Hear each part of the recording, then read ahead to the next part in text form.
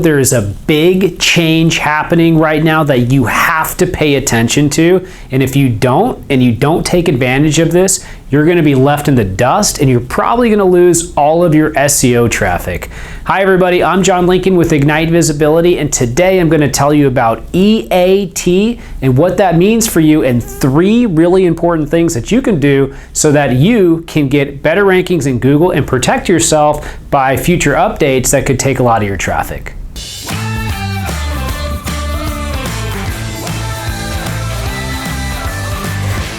Okay, before we get started, make sure to subscribe and to take the time to click the subscribe button, and then also click on the bell so that you get notifications when I do free digital marketing classes like this in the future. Also, if you have any questions about EAT, expertise, authority, and trustworthiness, go ahead and leave a comment below and I'll make sure to answer them after the video. Okay, so Google came out with this new thing called EAT, and it's part of their Quality Rater Guidelines. And if you don't know what Quality Rater Guidelines are, they're the guidelines that the manual review team, so the team that actually goes through Google, they look at web pages and they determine if it's a good web page or a bad web page and give it a rating. These are the guidelines that they look at. And EAT, expertise, authority, and trustworthiness, is mentioned in these guidelines 186 times. That is a lot of times, and so this has become a really, really important thing, especially for certain industries when it comes to search engine optimization. But really, it's about more than that, right? All this stuff is not about SEO. The reason that Google creates these things and these frameworks is, yes, for their quality raters and for their algorithms, but really just so that the internet is a better place. So if you do these things, if you do these things for your website, not only is this going to help your search engine rankings and the SEO and help you get more traffic and protect yourself, but at the same time, it's also going to make you more credible. It's going to increase your conversion rates, and it's going to allow you to get more leads, more revenue, and accomplish more goals online. And after kind of reviewing all the things that fall in line with EAT and knowing a lot about conversion rate optimization and paid media and other things in digital marketing, I can tell you for sure these are things you should be taking the time to do for your website. So why did this all happen? Well, first thing that happened was people were making just a ton of content, but they were making the content for Google and not for this little guy right here, which is a real person, right? So if you don't know the whole history, there was times where people were just cranking out thousands and thousands of web pages. These big sites, right, like eHow and Ask.com, that would just basically create content just around a keyword, and they got so much traffic. And what's happened is over time, things like the Panda update and more guidelines around how algorithms and how people review this content have come into play, and they've made things more and more stringent.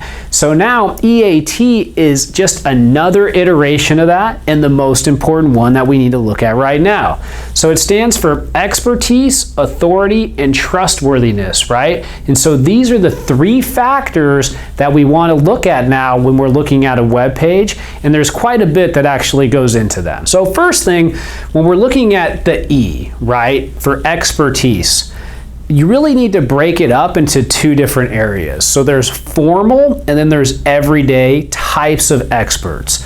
So a formal expert is somebody that they are looking for when it comes to legal, financial, medical, any type of information that could potentially harm a reader, right? They want to make sure that this person is a formal expert in the space, okay? Now, if it's everyday expertise, that's fine, but not for these type of fields, right? So everyday expertise is okay for things like cooking and decorating and things where you don't need to know as much to write on them, because they will not harm people if you're not an expert if you're writing on it. For example, if I told you if I wrote a blog post on how to do, some type of medical operation, that would be terrible. I have no idea how you do any type of surgery. So that's why I'm not qualified qualified to write that content. Does that make sense? On the other end of the spectrum, if somebody asks me how to set up a website structure for a 1,000,000-page website, I would be your guy, or a conversion strategy or paid media strategy, right? So there's my expertise. My expertise is not in these fields. I cannot be an expert in those fields. Number 2, you can be an expert without any authority. So this is kind of interesting. So we determine what an expert means, right? A formal expert, an everyday expert. These are based off of the context of the websites, right? And the subject matter of the websites. But you can be an expert and then also not have any authority. So that's the second one, right? So what goes into authority? Well, let's take a look at that. You need to be clear about who you are. You need to be clear about what you do, and you need to be clear about your experience. But how would Google figure out who this person is and if they have these qualifications of authority and expertise around a piece of content? How would a quality rater do that? Well, think about it for a second. You're a quality rater. You go to a website. What are you going to look for?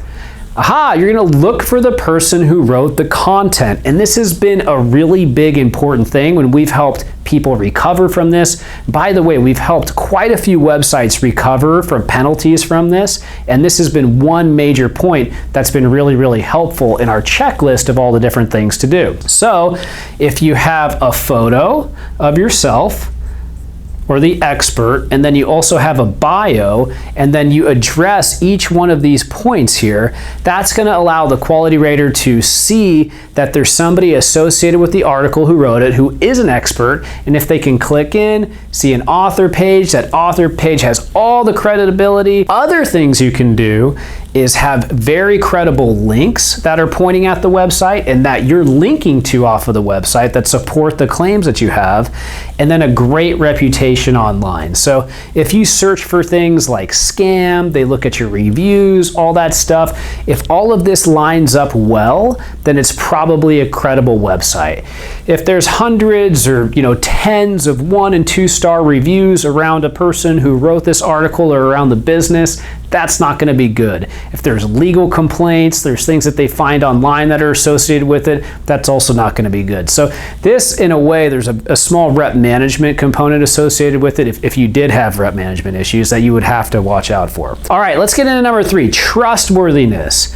So when it comes to this one, you want to look at accuracy. Is all the content that you're creating actually accurate, right? Or are you just making stuff up? Accessibility. Can each one of the things be reached on your website that people want to find?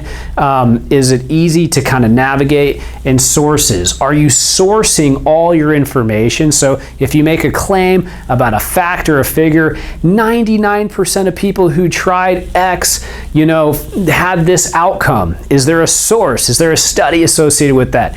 Or did you just have a copywriter make that up out of thin air and then not fact check it? These are the things that they're looking out for. And then also, is the website secure? Is it on HTTPS? Is it hacked? Is there a privacy policy?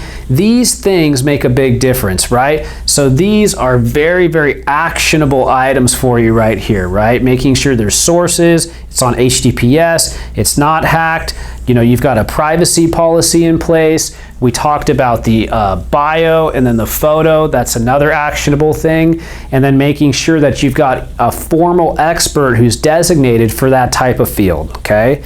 So now that we've talked about those 3 items, let's look at some red flags that you also need to watch out for. And these are things that came specifically from Google when they announced this. So this is what Google's telling you to watch out for. So red flags. Does it fail to offer EAT? So does the website fail to offer expertise, authority, and trustworthiness? And we just went over that. Are these pages low quality? Quickly written, they don't really go deep into the topic. It doesn't really cover the full breadth of what somebody needs to know around this really important topic in the legal, financial, or medical space.